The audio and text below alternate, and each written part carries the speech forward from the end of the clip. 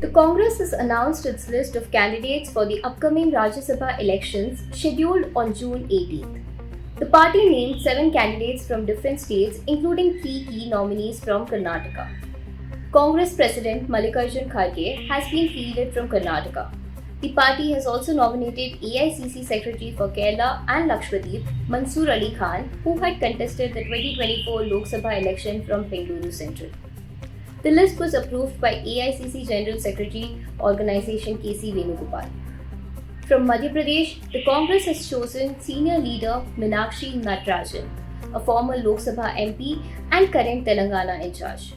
She is expected to fill the vacancy created by the retirement of former Chief Minister Digvijay Singh. The party has also nominated Pawan Khera from Karnataka, Praveen Chakravarti from Tamil Nadu, Neeraj Dangi from Rajasthan, and Pranav Jha from Jharkhand. Reacting to the nomination, Mansoor Ali Khan said he accepted the responsibility with humility and would work to raise the voices of people who often go unheard while upholding the Congress party's values. The last date for filing nominations is June 8th, while polling for the Rajya Sabha elections will take place on June 18th.